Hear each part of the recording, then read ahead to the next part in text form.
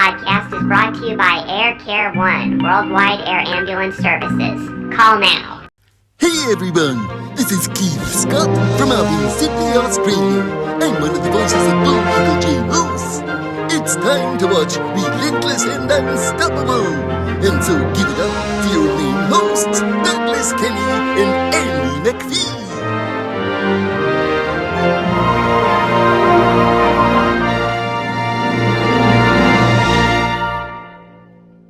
Yep. I showed the movie to a friend after watching it that was going through loss involving, the loss of a brother and then a parent within a 3 month span. And Mm, I showed it to him, and by the end of the movie, he was crying tears of joy. And yeah, I learned last week that he's now going through horse therapy and finally got to ride one for the first time, and he felt really, really good. I love it. I love it. No, and Ashley Avis is a very gifted filmmaker. She is a true artist, and it was an absolute honor to be part of that project with her. Yeah, definitely. I'm gonna have to watch that movie once again, the one that you were in, and learn more about it. And hopefully, I can have you back on as a guest if you're willing to talk about it. Maybe even with Of Ash. course. Yeah, absolutely. It wouldn't be the first time that Ashley and I appeared in public and talked together about horses. Yeah, definitely. What other appearances did you make with her? We spoke together with a group of young filmmaking students and their instructors. The class had just watched the Wild Beauty movie, and then they had us talk about our experience in making the movie and sort of the message that we were trying to convey and so forth.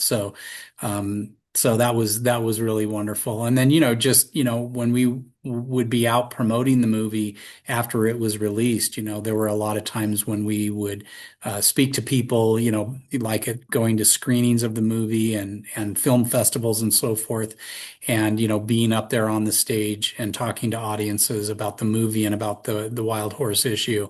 So lots of really great memories with Ashley. Great to hear. Do you have a view of the sanctuary that you could show us while we're recording this, or? I don't know. Hold on, let me see. Yeah. Sorry to put you on the spot, but it'd be nice to see it. Yeah, this is looking out my dining room window. Nice, nice. I see the hills back there, and Yeah, and back, you probably can't see, but back clear back there in that valley, there's a band of wild horses on that hillside. And wow. But I mean, this refuge goes as far as you can see. 30,000 acres is huge. And it's horizon to horizon. And that's, so a piece of land that big. And that's, of course, exactly what we want for these horses, the ability to Hmm. run as far as they want to run and roam wherever they want to roam. They truly have, the very best life, and it's a life, that honors them and allows them to reclaim that freedom that they lost when they were rounded up. Yeah, definitely. I really like that the Native Americans, or the Indians as we call them, I really liked that, that they valued animals so much that they would name themselves off of like animals out of their beliefs in the spirits. I I agree. I agree completely. And the native tribes, that partnered with the horse, they still feel that bond with the horse, and the horse. I mean, there are some tribes like the Lakota.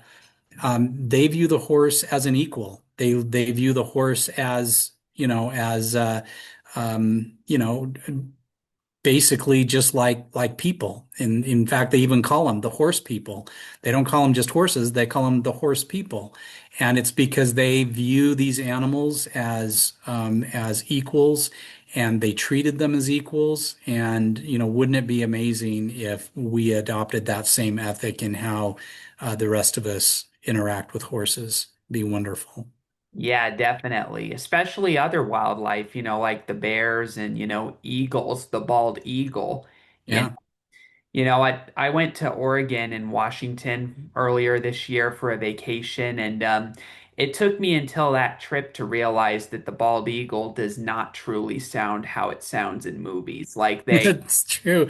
It has a kind of a high trilling call, where they call back. We have bald eagles here at the Wild Horse Refuge. We also have golden eagles, and the golden eagles are like twice the size of the bald eagles. But so yeah, I get to hear those eagles calling back and forth all the time. It's pretty cool.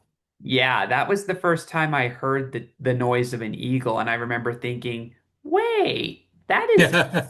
well, that's not how they Yeah. are in movies. Yeah, I know. Because in movies they have like this high scream, this piercing call that no, they actually they sort of have this kind of whistle back and forth with each other, which is not what you would expect from an animal as fierce or a bird as fierce as the eagle.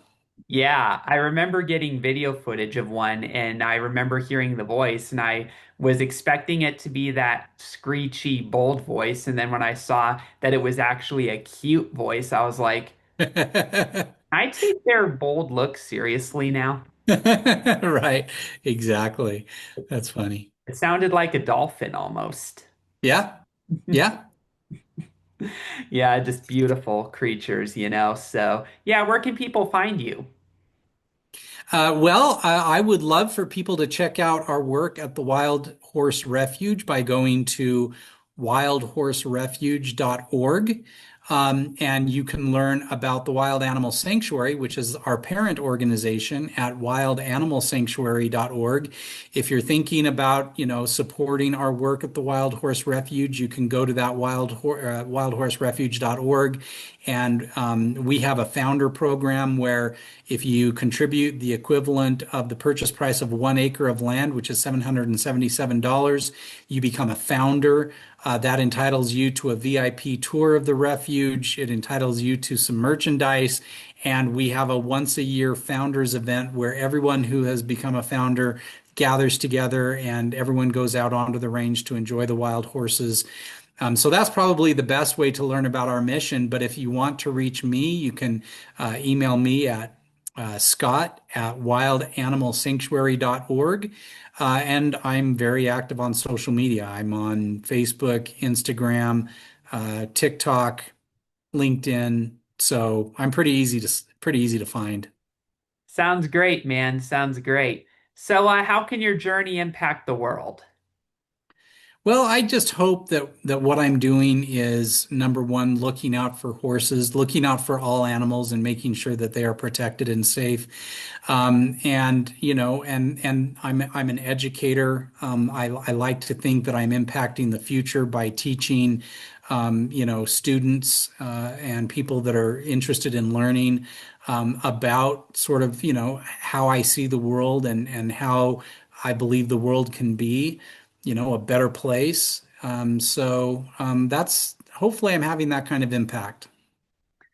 Yep, sounds good, man. So, everybody, I'd like to thank Scott for appearing on RNU. And before we close out, though, I want to say a special shout out to my schoolmate and friend, Allie Olson, who sadly lost her horse, Thunder, to a tragedy recently and is pregnant with her first child and is devastated that he's never going to meet Thunder, unfortunately. But luckily, her other horse is recovered and is well. So, Allie, get well, stay strong, and I'm going to call for a moment of silence in remembrance of Thunder.